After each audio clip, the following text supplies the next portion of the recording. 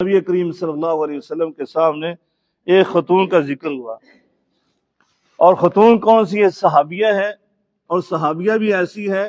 اور ذکر کیا ہوا نبی پاک کے سامنے؟ کیا ان کے حسن و جمال کا ذکر ہوا؟ ان کے علم کا ذکر ہوا؟ ان کے کسی اور چیز کا ذکر ہوا؟ میں نہیں، اعمال صالحہ کا ذکر ہوا، اعمال صالحہ۔ اور کیا فرائض کا، زکوٰۃ، روزہ، حج اور فرضی نمازوں کا؟ نہیں، فرمایا نوافل کا ذکر ہوا، تہجد کی نماز کا ذکر ہوا، کہ ایسی وہ خاتون ان کا ذکر ہوا، لیکن ساتھ ایک عیب کا ذکر ہوا۔ اتنی نیکیوں کے ساتھ صرف ایک غلطی کا ذکر ہوا، ایک غلطی کا۔ اور وہ غلطی کیا تھی؟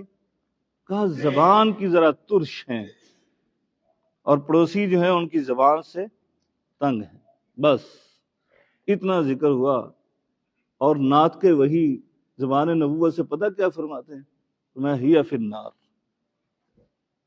نیکیوں کے بارے میں نہیں دیکھا کہ کیا نیکیاں کرتی ہیں، نہیں پانے، ایک ہی عیب دیکھا کہ عیب یہ ہے کہ وہ پڑوسیوں کو تنگ کرتی ہے، اس کی زبان سے پڑوسی تنگ ہیں، تو فرمایا ہی فی النار، یہ جہنم میں جائے گی۔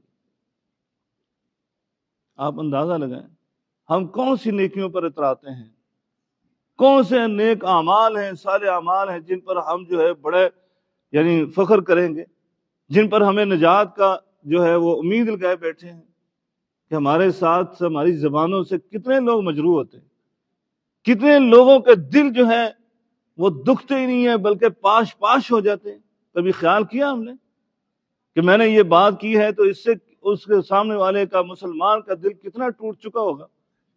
ہم نے تو کبھی اس کو کبھی بھی نہیں خیال کیا ہوگا، کبھی اس پر توجہ بھی نہیں دی ہوگی، کر بھی دیا ہوگا تو پھر بعد میں سوچا بھی نہیں ہوگا یار مجھ سے یہ غلطی بھی ہوئی ہے، کہ غلطی ہو گئی، کسی محفل میں بیٹھ کر ایسا معاملہ ہو گیا، تو احساس ہونے پر، ندامت ہونے پر وہ جا کر استغفار ہی کر لے، اس سے معذرت کر لے اور پھر اللہ سے استغفار کرے۔